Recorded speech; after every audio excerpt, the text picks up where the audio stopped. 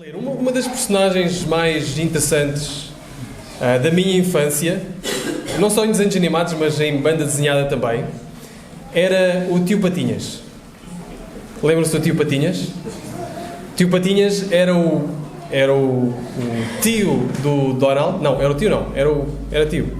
Era tio do Donald, do Pato Donald. E tinha 3 sobrinhos. E eles viviam estas aventuras viviam várias aventuras, há várias bandas desenhadas com o Tio Patinhas. O Tio Patinhas tinha uma característica particular. Era bastante rico, não é? Tinha bastantes negócios, era bastante rico, tinha muito dinheiro, era como se costuma dizer, um mão de vaca, não é? Não gostava de gastar dinheiro, não gostava de desperdiçar dinheiro, tinha vários negócios, era considerado o pato mais rico do mundo, Tio Patinhas. E tinha um hábito particular. Lembra-se qual era o hábito particular do Tio Patinhas? Exatamente. Ele tinha um cofre que era um cofre do tamanho de uma sala grande. Uma sala grande. Ele entrava dentro do cofre, ia até à ponta da prancha e depois fazia aquilo que só pode acontecer nos desenhos animados. Porque se nós tentarmos na vida real, ficaríamos gravemente feridos. Que era, saltava para o monte das moedas e mergulhava naquelas moedas todas, nadava naquelas moedas, como sinal de que estou a nadar nas minhas riquezas. O meu desejo hoje, ao pregar esta passagem, é levar-vos até à ponta da prancha e, se for preciso, empurrar-vos, para vocês mergulharem nas riquezas que esta passagem é. E não só esta passagem, a própria carta aos Efésios é um mundo de riquezas, é um mar de riquezas, que nós podemos nadar, mergulhar, saltar e lá desfrutar. Esta carta começa por dizer assim, então peço-vos que abram a Efésios capítulo 1, versículo 1, e esta carta começa por dizer assim: Paulo, apóstolo de Cristo Jesus, pela vontade de Deus. Então, quem escreve esta carta é Paulo, o apóstolo de Cristo Jesus, pela vontade de Deus. Esta carta foi escrita mais ou menos em 61, 62, depois de Cristo. Paulo estava na prisão quando escreve esta carta. A prisão que Paulo está nesta altura é retratada lá mesmo no final do livro de Atos. Se lerem o livro de Atos, perceberão que é nessa altura que Paulo escreve esta carta a esta igreja. E Paulo dentro desta prisão, escreve 4 cartas ao todo. Uma delas foi perdida, foi a carta a Laodiceia. Mas 3 delas estão no Novo Testamento. Paulo escreve esta carta nessa altura e escreve, como diz o resto do versículo, aos santos e fiéis em Cristo Jesus que estão em Éfeso, esta cidade de Éfeso. Paulo conhecia bem estes cristãos. Paulo amava estes cristãos. Nós lemos, se quiserem depois em casa ler, capítulo 19, capítulo 20... Paulo chega a esta cidade, é uma cidade cosmopolita, uma cidade grande, uma cidade comercial, uma cidade que tem muito dinheiro, muito movimento. É uma cidade que se dedica à adoração a uma deusa específica, que é a deusa Artemis ou Diana. E Paulo chega lá, começa a pregar o Evangelho é aceito de tal forma, há tanta avidez por ouvir Jesus, que Paulo fica lá quase 3 anos. Quase 3 anos nesta cidade. Depois já há uns problemas, nós conhecemos, o Evangelho causou tanto impacto naquela cidade que os ourives, aqueles que faziam dinheiro a vender as imagens de Diana, fizeram um tumulto, porque já não conseguiam ter tanto negócio, porque as pessoas convertiam-se, as pessoas já não queriam comprar ídolos, as pessoas já não queriam adorar Diana, e eles fizeram um tumulto a tal ponto que tiveram que levar Paulo para se defender em relação àquilo que estava a fazer. Nesse momento, Paulo sai de Éfeso, vai até à Macedónia. Nessa altura, o Espírito Santo fala-lhe que ele precisa de ir a Jerusalém. E antes de ir para Jerusalém, e aqui já estamos a falar, ele vai a Jerusalém, depois vai para Roma, e aí então é preso. É aí que ele escreve a carta. Mas antes de ele ir para Jerusalém, ele amava tanto esta igreja, que mandou chamar os anciãos, os presbíteros de Éfeso, a Mileto, para se despedir deles uma última vez. Lemos isso em Atos 20. Então ele despede-se uma última vez destes anciãos. E notem o amor que ele tem por eles. Ele abraça-os, ele beija-os, ele chora com eles, porque sabe que é a última vez que vai ver o rosto deles. Então, quando falamos desta carta, falamos de uma carta que ele está a escrever a uma igreja que amava, uma igreja que ele queria muito estar com ele. E o que é que ele escreve? Assim, de uma forma geral, esta carta segue um padrão que Paulo normalmente usa nas suas cartas. Paulo normalmente ele fala da teologia e depois ele aplica essa mesma teologia na prática. Primeiro dá doutrina, depois mandamentos. Primeiro dá aquilo que são os indicativos do Evangelho. O indicativo é o quê? É uma afirmação. Não é? Paulo, tu és isto. António, és isto. Isto é um indicativo. Para depois dar os imperativos. Faz isto ou faz aquilo. Então Paulo vai usar os primeiros 3 capítulos. Nós andaremos neles creio que até ao final de fevereiro. Mas andaremos nos primeiros 3 capítulos a falar dos indicativos do Evangelho. O que é que nós somos? O que é a graça?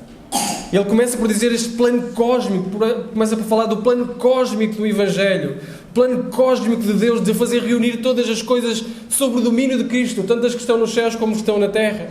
E depois diz, vocês eram mortos e passaram a estar vivos, no capítulo 2. E não só isso, Deus reuniu-vos num só povo, capítulo 2 ainda. Para depois dizer, a Igreja, esta reunião entre judeus e gentios, foi para proclamar a multiforme sabedoria de Deus ao mundo. Capítulo 3. Então vem, isto é tudo o que a Igreja é, o que nós somos e o que a Igreja é.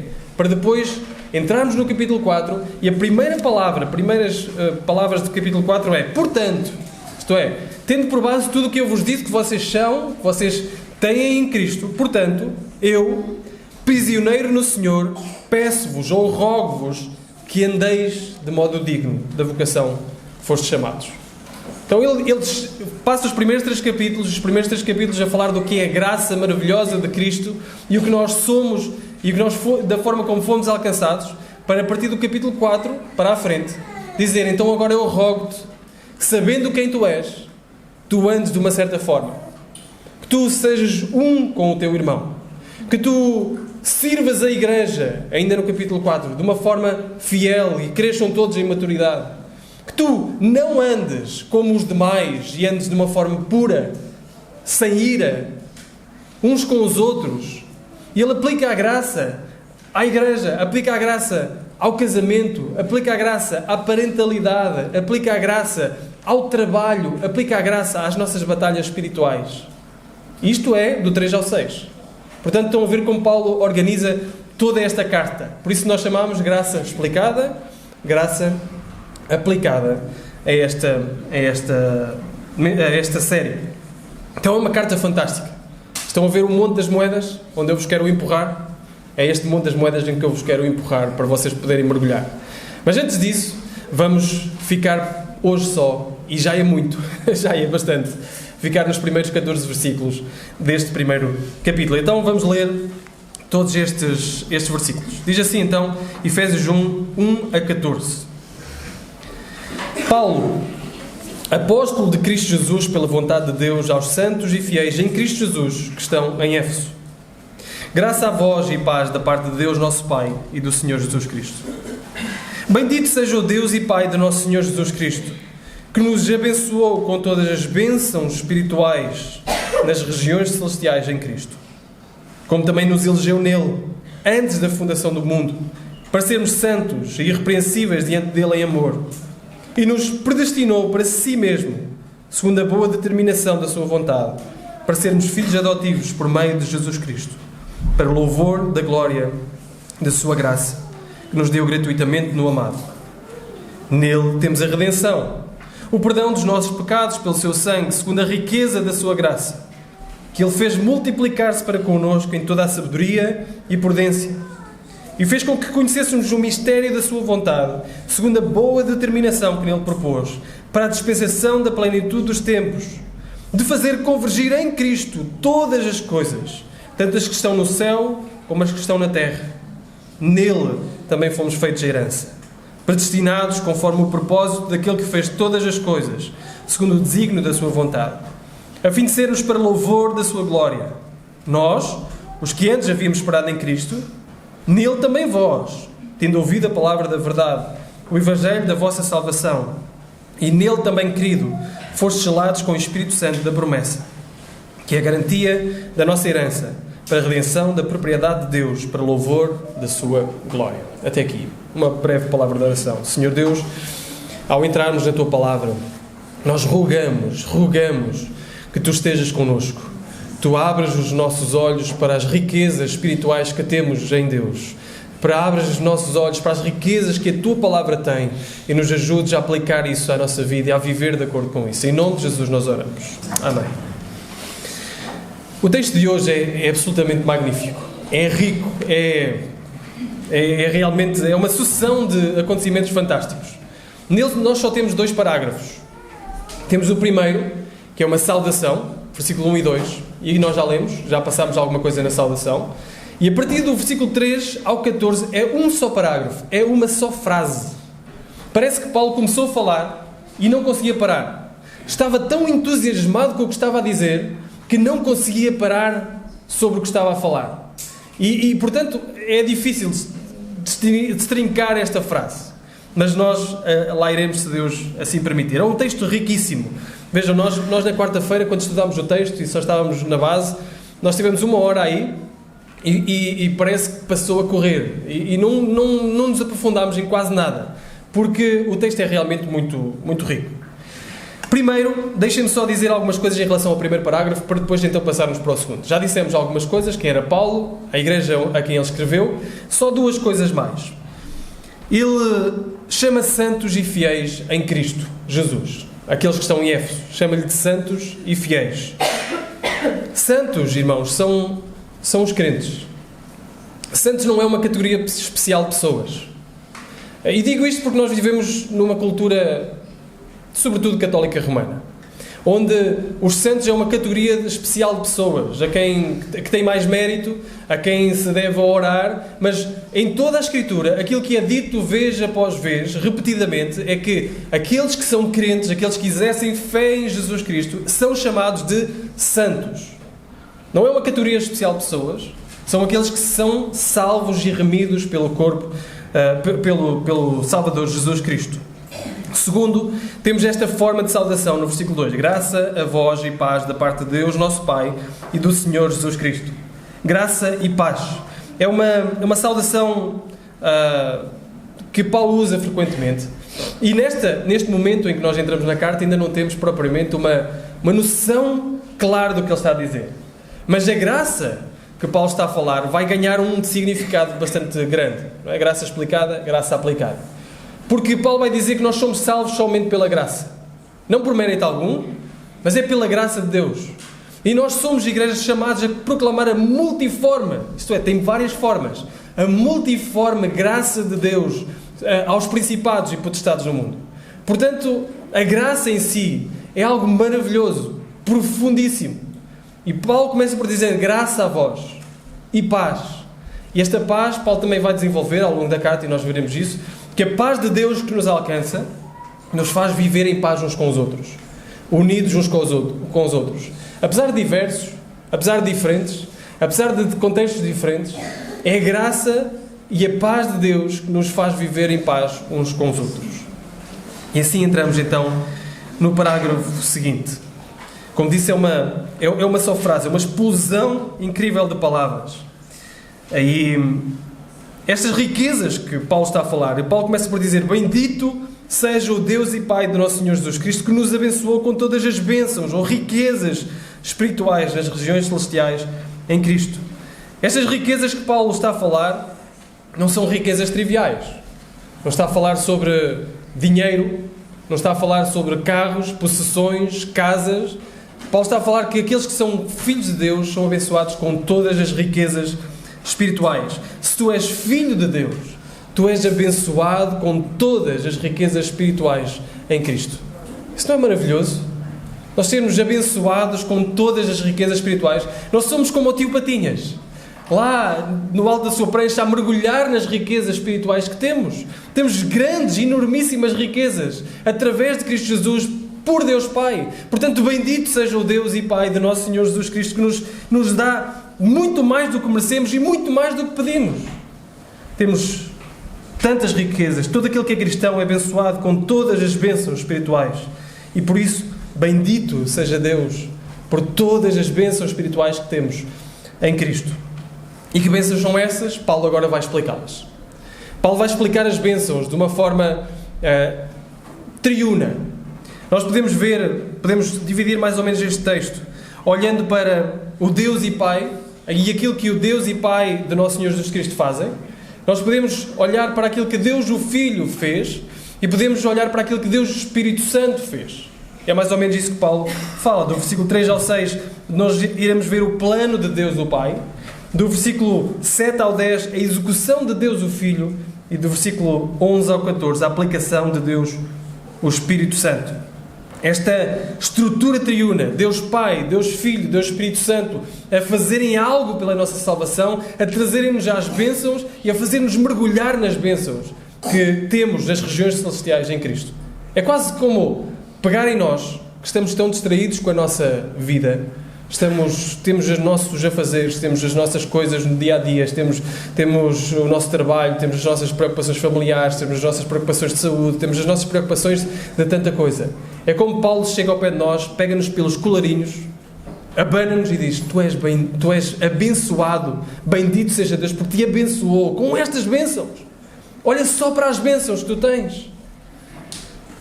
Mas ainda antes de entrarmos nas bênçãos, devemos falar sobre alguma coisa que nós não estamos propriamente habituados. Falar sobre a forma como Paulo apresenta. Estas bênçãos que Paulo vai apresentar é da perspectiva de Deus, não da nossa. Muitas vezes nós olhamos para as bênçãos de uma perspectiva nossa, do nosso olhar, da nossa vista. E o que Paulo está a dizer é colocar-nos num outro sítio, para nós podermos ver de uma outra forma as bênçãos, maravilhosas bênçãos que Deus tem para nós. Deixa-me dar-vos um exemplo, talvez aqueles que vêm de outros países e chegaram a Portugal podem entender melhor. Que eu estava a falar com o David esta semana também. Aqueles que vêm de um outro país, não sei se a Madeira conta, mas aqueles que vêm de um outro país, eles poderão perceber que quando chegam a este país, Portugal, há coisas que os portugueses fazem esquisitos. Há coisas esquisitas que eles fazem. Mas eu fazia de uma certa forma no meu país, eu falava de uma certa forma, eu andava... Havia certas coisas que eram assumidas no meu país que eu chego aqui que já não são assumidas. A forma de falar, as coisas que eu considero prudentes ou não prudentes. Há posturas de parte a parte em que nós que estamos cá também crescemos assim, assumimos que sempre foi assim e que deveria ser assim, mas é assumido. Isso tem um nome, chama-se etnocentrismo. Etnocentrismo, isto é, há um conjunto de valores há um conjunto de valores que nós partilhamos com um determinado grupo étnico e que são assumidos. Nós sempre vivemos assim, sempre foi assim, sempre falámos assim. Eu recordo-me, quando estava a pensar nisto, recordava-me da Marta. A Marta, há muitos anos atrás, quando esteve na Índia, ela veio e mostrou-nos algumas fotos. Eu recordo-me muito bem disso. Mostrou-nos algumas fotos de como foi estar na Índia e mostrou algumas fotos do choque cultural em relação a coisas que se passavam na Índia e que nós já tomávamos por assumido. Uma das coisas que eu me lembro era as mãos. O que se fazia com a mão direita e o que se fazia com a mão esquerda. Não é? Nunca se comia com a mão esquerda, não era? Nunca se comia com a mão esquerda. Qual era o problema aqui? Qual é o problema aqui de comermos com a mão esquerda? Nenhum. Mas lá ninguém come com a mão esquerda. É um choque cultural. Chama-se etnocentrismo. É nós chegarmos e temos que colocar em causa a forma como sempre vivemos, porque foi a perspectiva que sempre tivemos. Quando o Paulo está a lidar aqui com isto, com estas bênçãos espirituais que vamos ver agora, ele não está a lidar com o etnocentrismo, ele está a lidar com o antropocentrismo. Isto é, nós, se calhar, sempre vivemos da nossa perspectiva. Nós, se calhar, Paulo vai colocar-nos em choque com aquilo que é a nossa ideia de que o universo gira à nossa volta. Ele não gira à nossa volta. O universo não gira da forma como nós pensamos. Sim, nesta perspectiva, na perspectiva em que estamos, nós assumimos determinadas coisas que se calhar Paulo vai colocar em causa. E é isso que ele está a fazer. Portanto, alguns de nós poderemos ter dificuldade com esta passagem pelo simples facto de que, ao entrar em contacto com um ponto de vista diferente do nosso, nós podemos ficar melindrados. Muitas vezes nós colocamos em causa a forma como Deus está a trabalhar. Deus está a trabalhar de uma certa forma que não nos parece lógica. Deus não nos dá aquilo que nós achamos que precisamos. Ou não faz as coisas de acordo com o nosso plano. E às vezes nós pensamos, será que Deus sabe o que está a fazer? Porque há um plano que eu tinha determinado, há uma coisa que eu acho que necessito, e Deus não me está a dar aquilo que eu acho que necessito, portanto, se calhar Deus não sabe o que está a fazer. Será isso mesmo? Ou será que nós estamos na nossa própria perspectiva e Deus está de uma outra perspectiva a olhar para a nossa vida e a dizer as coisas devem correr assim desta forma? Então vamos então às bênçãos. O ponto de vista de Deus, mesmo que incompreensível a nós, é sempre o mais correto. Portanto, vamos perceber esta magnífica salvação. Primeiro, o plano de Deus, o Pai. Começa por dizer: bendito seja o Deus e Pai de nosso Senhor Jesus Cristo, que nos abençoou com todas as bênçãos espirituais nas regiões celestiais em Cristo, como também nos elegeu nele, antes da fundação do mundo, para sermos santos e irrepreensíveis diante dele em amor, e nos predestinou para si mesmo, segundo a boa determinação da sua vontade, para sermos filhos adotivos por meio de Jesus Cristo, para o louvor da glória da sua graça que nos deu gratuitamente no amado. Paulo usa duas palavras para mostrar o plano de Deus aqui. Primeiro, versículo 4, elegeu nele, ou escolheu nele, e, versículo 5, nos predestinou para si mesmo. Muito antes de nós escolhermos Jesus, Deus o Pai nos escolheu. Como diz o versículo 4, Ele nos elegeu nele. Ele não nos escolhe por sermos santos. Ele escolhe-nos para sermos santos. Ele escolheu-nos, ou elegeu-nos nele, para sermos santos e irrepreensíveis diante dele em amor. Não porque éramos amáveis, não porque éramos bonitos, não porque éramos capacitados, não porque nós éramos alguma coisa de valor, mas Ele, antes mesmo disso tudo, nos elegeu nele. Agora, do nosso ponto de vista, nós tivemos que ouvir, raciocinar, ponderar, estudar, escolher e, apesar do sacrifício, decidirmos apegar a Jesus Cristo. Mas do ponto de vista, em ponto de vista de Deus, em toda essa luta, em toda essa busca, não eras tu que o estavas a buscar, era Deus que te estava a buscar a ti. Era Deus que te foi lá e resgatou. Era Ele que te estava a buscar a ti. Tu só o buscavas na medida em que Ele te buscava a ti. Tu só o buscavas porque Ele te buscava a ti. Tu só o buscavas porque Ele te capacitou a buscá-lo. Não é isso que acontece em Romanos 3. O que é que Paulo diz em Romanos 3? Diz assim, como está escrito: não há um justo, nem um sequer. Não há ninguém que entenda. E o que é que ele diz a seguir? Não há ninguém que busque a Deus. O ninguém é ninguém. O ninguém é ninguém. Quando Paulo diz não há ninguém, não há um justo nem um sequer, não há um que busque a Deus. Ele está a dizer, na medida em que tu buscaste a Deus, Deus te estava a buscar a ti. Deus te estava a resgatar a ti. Talvez nós achemos isto insultuoso, porque estamos a ter este choque de perspectivas. Imaginem que nós vivemos uma vida inteira numa localidade, numa rua, e a certa altura nós somos elevados por alguém, ou vemos uma imagem de drone, ou melhor, somos levados num avião, num helicóptero, numa avioneta, a passar por cima da localidade onde sempre vivemos. Se calhar o que Paulo está a fazer agora é colocar-nos dentro do avião. O avião descolou e nós começamos a ver as estradas e como elas se ligam umas às outras. Nós vimos sempre a perspectiva de baixo, das casas, das pessoas a andarem na rua. Agora começamos a ver como é que essa rua se liga à outra, e se liga à outra, e se liga à outra. Isto é tudo um plano maravilhoso da parte de Deus. Diga uma coisa, quantos de nós não conseguimos perceber isso ao olhar para trás?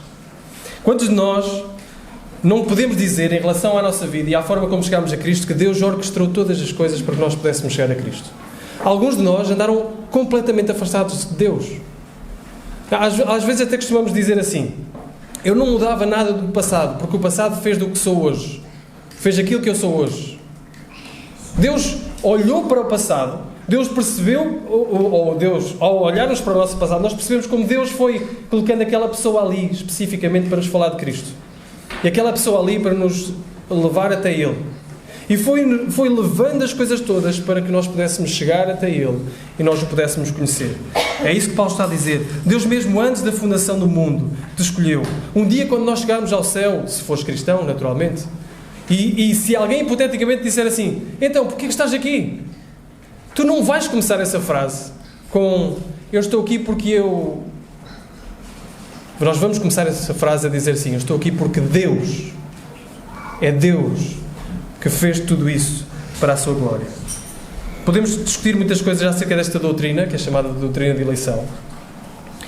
como é que ela funciona, como é que é a operação, mas existe uma coisa que nós não podemos negar, é que ela está pela Bíblia inteira. Vou só ler alguns versículos. Deuteronômio 7, 6 a 8 diz: porque o povo santo és tu, ao Senhor teu Deus. O Senhor teu Deus te escolheu para que lhe fosses povo especial de todos os povos que há sobre a terra. O Senhor não tomou prazer em vós, nem vos escolheu, porque a vossa multidão era mais do que a todos os outros povos, pois vós éreis menos em número do que todos os outros povos. Mas porque o Senhor vos amava, e para guardar o juramento que fizera a vossos pais, o Senhor vos tirou com mão forte e vos resgatou da casa de servidão, da mão de Faraó, rei do Egito. Notem, Deus está a dizer, não foi porque vocês eram amáveis ou eram mais numerosos, foi porque Ele vos amou. A origem de tudo isso está no amor de Deus. 2 Tessalonicenses 2,13 diz: entretanto, devemos sempre dar graças a Deus por vós, irmãos amados pelo Senhor, porque Deus vos escolheu desde o princípio para a salvação, pela santificação do Espírito e fé na verdade. Ou Romanos 8, 28 a 30, que nós gostamos tanto de citar, mas começa assim: sabemos que todas as coisas contribuem para o bem daqueles que amam a Deus, daqueles que são chamados segundo o seu propósito. Porque os que dantes conheceu, e aqui entra uma cadeia de coisas, os que dantes conheceu também os predestinou para serem conformes à imagem do seu Filho, a fim de que ele seja o primogénito entre muitos irmãos. E aos que predestinou, este também chamou, aos que chamou, este também justificou, aos que justificou, este também glorificou. Ou nas palavras de Jesus, por exemplo, João 6,37 diz: todo o que o Pai me dá a mim, todo o que o Pai me dá, virá a mim, e o que vem a mim, de maneira nenhuma o lançarei fora. E o versículo 44, ninguém pode vir a mim, se o Pai que me enviou o não trouxer. Ninguém pode vir a mim, se o Pai que me enviou o não trouxer. Eu percebo que isto possa trazer alguma tensão, então deixem-me lidar só rapidamente com 4 objeções principais e depois podemos falar muito delas, porque o propósito não é propriamente ficarmos nas objeções ou ficarmos incomodados, é glorificarmos a Deus por tudo isto que Deus faz. Primeiro, afirmar esta doutrina prejudica a nossa vida de santidade. Não poderia estar mais errado. Vejam como Paulo diz no versículo 4: ele elegeu-nos nele antes da fundação do mundo para sermos santos e irrepreensíveis diante dele em amor. Longe de prejudicar a santidade, dá-nos tanta razão como a capacidade de sermos santos. Não temos capacidade de sermos santos por nós mesmos. Ele dá-nos não só a razão como a capacidade de sermos santos. É porque fomos salvos por Cristo que queremos viver uma vida à imagem do nosso Salvador. Se eu olho para esta verdade e relaxo na minha santidade, só mostra que não há nada a acontecer no meu coração. Qual é a evidência de que eu realmente fui salvo? O Espírito Santo a atuar, a trazer-me arrependimento, a trazer-me fé em Jesus Cristo. Portanto, é esse o modo de sermos santos. Nós fomos eleitos nele para sermos santos. Segundo, afirmar esta doutrina faz-nos orgulhosos. Mais uma vez, não podia estar mais longe da verdade e Paulo lida com isso. Vejam, ele vos elegeu nele antes da fundação do mundo. Portanto, foi muito antes de vocês fazerem alguma coisa. É pura graça. Versículo 5. Boa determinação da sua vontade. Foi pela vontade de Deus, com propósito, para louvor da glória e da sua graça, não é para louvor de nós mesmos. Então existe o louvor de Deus. Não há orgulho, há humildade, antes pelo contrário. Terceiro, afirmar esta doutrina prejudica o nosso evangelismo. Talvez uma das mais frequentes. Não podia estar mais longe da verdade. Mais uma vez, nós fomos escolhidos por Deus, porque em Cristo. E como é que os pecadores vêm até Cristo? Versículo 13. Quando ouvirem a palavra da verdade, o Evangelho da salvação, e nele também crerem. Depois de ouvir a palavra da verdade e crer. É através da pregação do Evangelho que pessoas podem vir ao conhecimento da verdade. Portanto, se calhar nós temos muito medo do evangelismo porque pensamos ainda que os resultados dependem de nós. Fugimos de falar das pessoas de Cristo porque ainda pensamos que eu não tenho capacidade de oratória, não tenho argumentos suficientes. Aquilo que nos é requerido, irmãos, não é resultados. Falávamos disso com as senhoras na segunda-feira, não foi? O que nos é requerido não são resultados. O que nos é requerido é fidelidade. Nós devemos ser fiéis a Cristo, fiéis à palavra, e os resultados é com o Senhor. Os resultados é o Senhor que traz. Portanto, aquilo que nós temos que fazer é proclamar, aquilo que somos chamados a fazer é ser obedientes e fiéis na proclamação da palavra da verdade, para que mais pessoas possam vir ao conhecimento do Evangelho de Jesus Cristo. Sabe o que é que acontece com no livro de Atos 2, 47, gostamos tanto de dizer isto, mas se calhar nunca pensámos isto.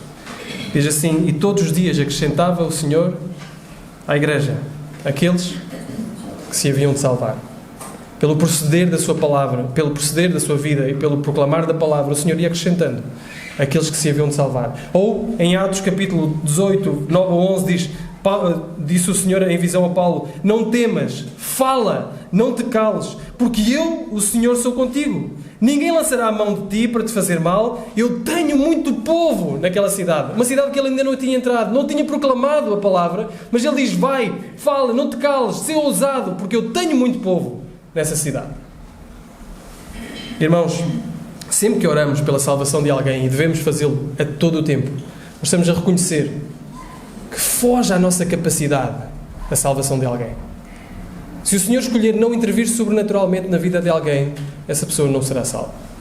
Carecemos da ação soberana e sobrenatural de Deus na vida dessas pessoas, para que essas pessoas sejam salvas. E por último, uma última objeção: então será Deus injusto com isto?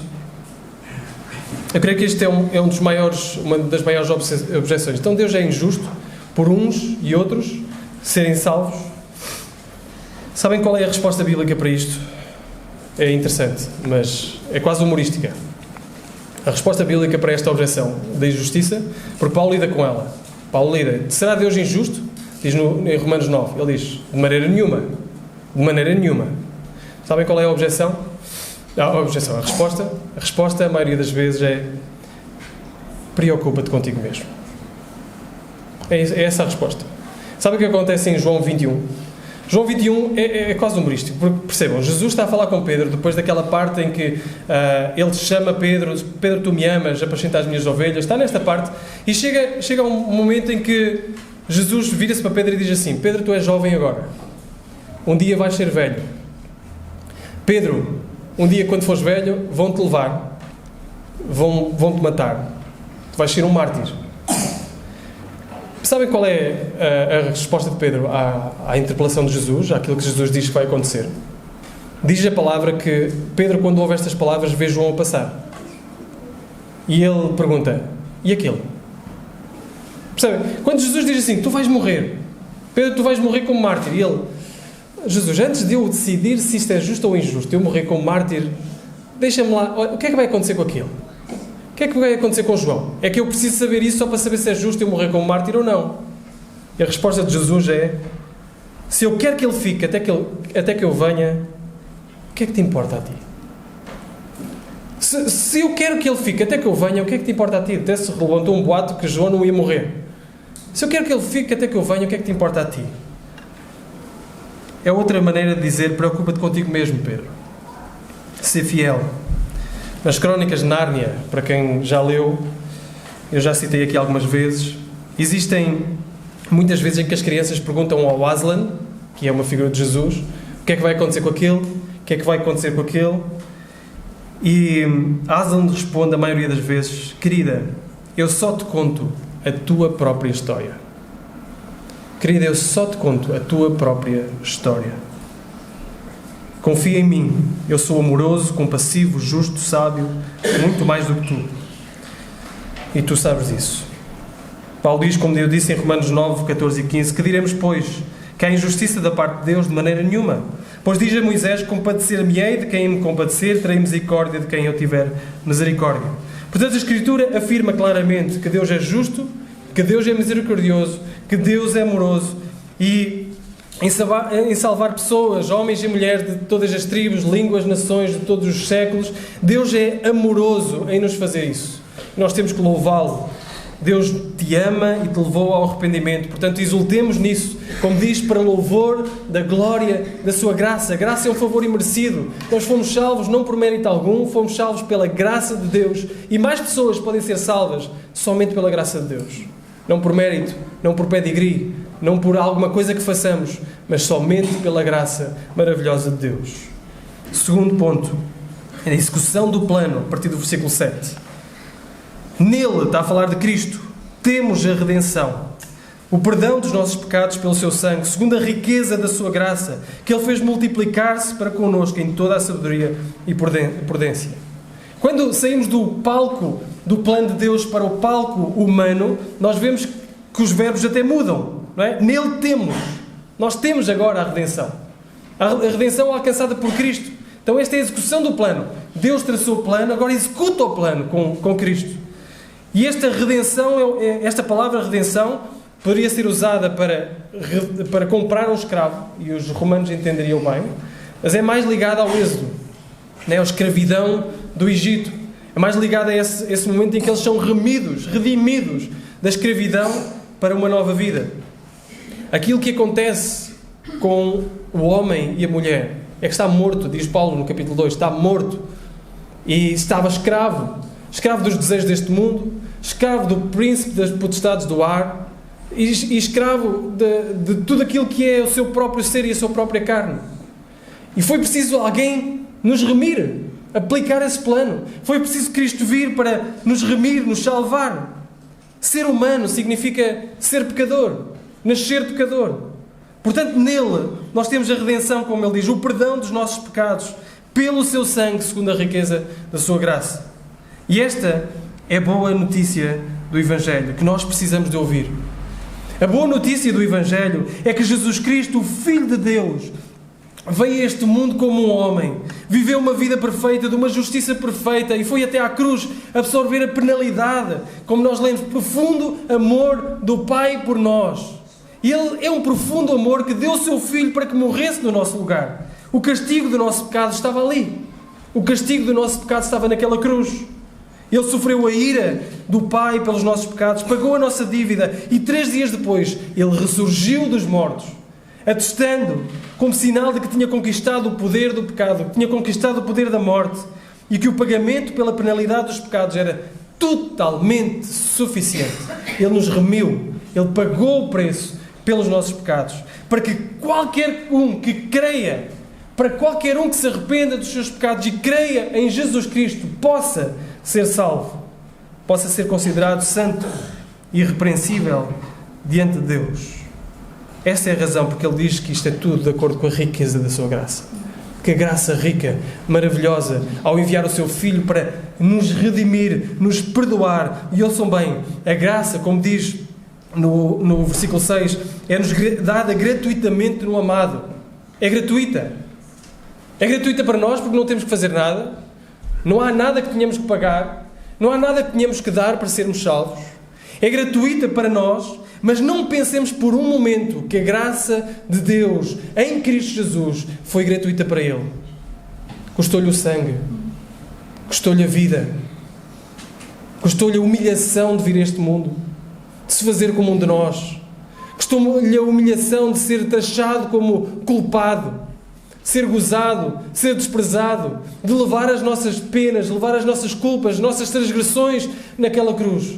Portanto, não é gratuito. Não é gratuito para Ele, não foi gratuito para Ele, mas Ele comprou, Ele redimiu, Ele pagou tudo para que nós agora pudéssemos cantar: eu sei que foi pago um alto preço para que contigo eu fosse um, meu irmão. Ele pagou por ela e foi paga pelo sangue. Portanto, Jesus é a chave que abre caminho para o cofre do tio Patinhas. É a chave que nos abre caminho para nós podermos entrar nas riquezas. Vem até Jesus se queres encontrar perdão hoje. Se queres encontrar perdão hoje em Jesus Cristo, vem até Ele. Arrepende do teu pecado e crê nele. Tudo o que temos é através de Cristo. Esta expressão em Cristo vai-se repetir e repete-se várias vezes nestes poucos versículos. Vejam só, eu não vou citá-los, mas vou só dizer os versículos. No versículo 1 temos a expressão 3, 4, 5, 6, 9, 10, 11, 12 e 2 vezes no 13. Portanto, tudo o que temos é através de Cristo. Cristo é o foco, não somos nós. Cristo é o foco de todas as coisas. Irmãos, estão agradados com Cristo hoje? Porque se não for por Cristo, nós não temos nada. Será que estamos realmente a apreciar Cristo, o nosso Salvador? A nos deleitarmos em Cristo, o nosso Salvador? Quanto mais reflito nisto, mais percebo que a palavra graça ganha significado. Graça, este favor imerecido, este favor que não merecemos, foi-nos dado através de Cristo, o nosso Salvador. E é isso que ele começa a fazer, a partir do versículo 8 até ao 10, ele começa a entrar numa catadupa de frases até chegar a um clímax. Ele diz: Ele fez multiplicar-se para connosco em toda a sabedoria e prudência e fez com que conhecêssemos o mistério da sua vontade. Qual é esse mistério, Paulo? Diz-nos qual é o mistério, segundo a boa determinação que nele propôs. Diz-nos qual é o mistério que vem da vontade de Deus, para a dispensação da plenitude dos tempos. Diz-nos qual é o mistério, Paulo. Para que é que concorre todo o mundo, Paulo? De fazer convergir em Cristo todas as coisas que estão nos céus e que estão na terra. Cristo é o centro. Não somos nós. É Cristo. É tudo através de Cristo. Sabem, no século XVI, Copérnico, já ouviram falar? Descobriu que, afinal, não era o Sol que andava à volta da Terra. Era a Terra que andava à volta do Sol. O sistema solar, o Sol está no centro. A Terra anda à volta do Sol. Até então, toda a gente pensava, não, é o Sol, então eu vejo nascer daquele lado, ele põe-se daquele lado, portanto tudo deve rodar à volta da Terra, nós somos o centro. Copérnico diz, não, afinal não, afinal o Sol é o centro. Somos nós que andamos à volta do Sol. Sabem, somos nós que andamos à volta de Cristo. É Cristo que anda à nossa volta. Tudo concorre para Ele. Tudo concorre para fazer convergir todas as coisas, tanto as que estão no céu como as que estão na terra, em Cristo, o nosso Salvador. Terminamos com a aplicação do Espírito. A aplicação do Espírito, a partir do versículo 11. Nele, está a falar de Cristo, também fomos feitos herança, predestinados conforme o propósito daquele que faz todas as coisas, segundo o desígnio da sua vontade, a fim de sermos para louvor da sua glória, nós os que antes havíamos esperado em Cristo. Nele também vós, tendo ouvido a palavra da verdade, o Evangelho da vossa salvação, e tendo nele também Cristo, foste selados com o Espírito Santo da promessa, que é a garantia da nossa herança para a redenção da propriedade de Deus, para louvor da sua glória. Paulo termina com esta longa frase a celebrar a segurança que temos na salvação. Sim, Pai planeou, o Filho executou a nossa salvação. Precisávamos que viesse aplicar à nossa vida. O que é que Jesus fala acerca do trabalho do Espírito? O Espírito vem fazer o quê? Convencer-nos do pecado, da justiça e do juízo. E vem apontar para Cristo, vem glorificar a Cristo.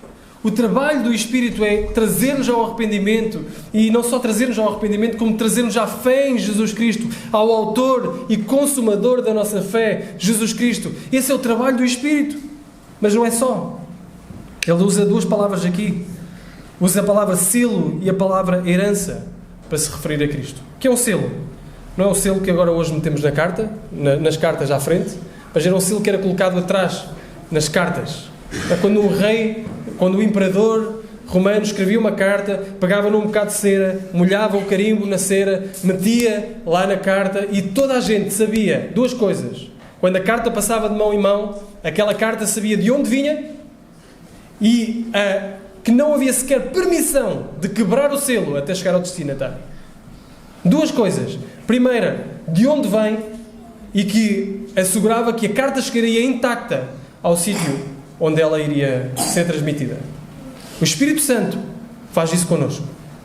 A partir do momento em que nós, ouvindo a palavra da verdade e cremos no Evangelho da nossa salvação, nós recebemos o Espírito Santo. Não é num momento posterior, não é num batismo posterior, não é num momento extraordinário posterior. Nós recebemos o Espírito Santo no momento em que ouvimos a palavra da verdade, cremos no Evangelho da nossa salvação, e ao que recebemos o Espírito Santo, um selo é colocado na nossa vida.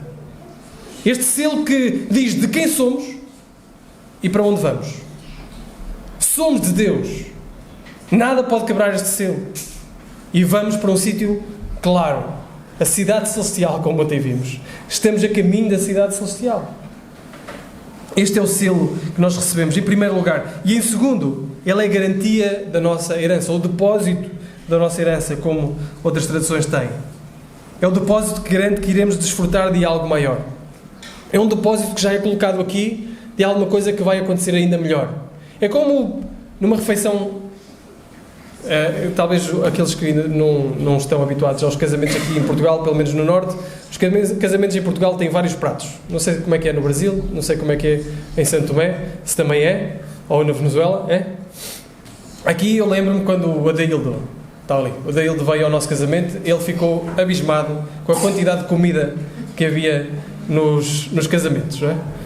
Portanto, vejam, para aqueles que estão contextualizados com esta realidade, o Espírito Santo na nossa vida é como o primeiro prato, é como as entradas. Estão a ver as entradas no casamento, que já ficamos cheios, eu já poderia ir embora, já ficava completamente satisfeito, mas ainda há toda uma quantidade de pratos a seguir, sentar e comer. Mas o Espírito Santo é como as entradas na nossa vida. Nós satisfazemos-nos, nós desfrutamos da presença do Espírito Santo já.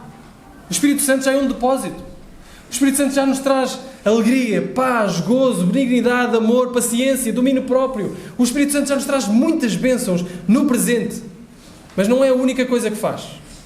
Ele diz-nos que isto que saboreamos agora é só o primeiro prato. Há algo muito melhor que está preparado para nós. Uma alegria plena, uma paz plena, um domínio próprio pleno. Algo maravilhoso que está a aguardar por nós a seguir. Algo que nós não conseguimos entender na sua plenitude. Portanto, o Espírito Santo, quando entra em nós, não só desfrutamos já, como ainda pensamos naquilo que virá a seguir, que é tão maravilhoso, ou muito mais maravilhoso do que agora nós podemos pensar. Que maravilhosa salvação, irmãos. Que maravilhosa salvação temos em Cristo Jesus. Que o Pai planeia de uma forma magnífica, uma graça maravilhosa, que todos nós estávamos a caminho do inferno e nenhum de nós merecia nenhuma graça na nossa vida, e o Pai chega lá e em amor nos predestina para filhos de adoção. O Filho redime, vem a este mundo pagar com o seu próprio sangue a nossa redenção, resgatar um povo para si, zeloso de boas obras. E o Espírito Santo vem, aplica essa salvação, traz-nos ao arrependimento, traz-nos à fé em Jesus Cristo, nos resgata, nos dá um antegosto daquilo que será as maravilhosas bênçãos. Mas não podemos passar sem escapar por uma frase que se repete vezes e vezes sem conta aqui neste texto, que é o para louvor da sua glória. O propósito de Paulo, nesta passagem toda, em falar-nos de tudo isto, é que nós saiamos a louvar a sua glória. Nós percebemos a riqueza da graça que há e nós saiamos em louvor. O nosso desejo é que mais e mais pessoas saiam a louvar a sua glória. O versículo 6 diz: para louvor da glória da sua graça, que nos deu gratuitamente no amado. Versículo 12 diz: a fim de sermos para louvor da sua glória, nós, os que antes havíamos esperado em Cristo. E o versículo 14 diz: para louvor da sua glória. E ele começa as palavras, o versículo 3, a dizer: bendito seja o Deus e Pai de nosso Senhor Jesus Cristo. Estes privilégios magníficos devem mexer com o nosso coração. Devem incentivar-nos, como aos Efésios, a servi-lo com adoração, servi-lo com fidelidade, a abrir as nossas bocas em louvor e adoração e a falar de Cristo em ousadia, com ousadia. Sabe o que é que John Piper, que é um autor famoso e um pregador famoso, ele diz acerca das missões, e ele é um apologista, enorme apologista de missões, até transculturais. Ele diz: as missões existem porque a adoração não existe. O nosso propósito é que as pessoas do outro lado do rio ou do outro lado da rua adorem a Deus, louvem a Deus por quem Ele é. Portanto, as missões existem não propriamente para eu ganhar nome para mim mesmo, ou nem sequer propriamente para que nós possamos ganhar nome para a igreja, porque a igreja está a encher, porque pessoas... Não, é para que mais e mais pessoas louvem o nome de Deus. As missões existem porque a adoração ainda não existe. E nós queremos que as pessoas louvem a Deus por todas as bênçãos espirituais que eles têm através de Cristo Jesus. Essa é a razão. E por isso nós saímos e devemos sair a louvar o nosso maravilhoso Deus, a louvar a glória de Deus, a glória da sua graça. Quando sentirmos pena de nós próprios, irmãos, ou passarmos por tempos difíceis, fomos perseguidos pela nossa fé, nós podemos nos lembrar desta gloriosa passagem de quão extravagantes bênçãos Deus derramou sobre a nossa vida. E se estás aqui e ainda não te rendeste ao senhorio de Cristo, houve o convite do próprio Cristo a dizer: vinde a mim, todos os que estáis cansados ou oprimidos, e eu vos aliviarei. Entra pela porta, que é Jesus Cristo.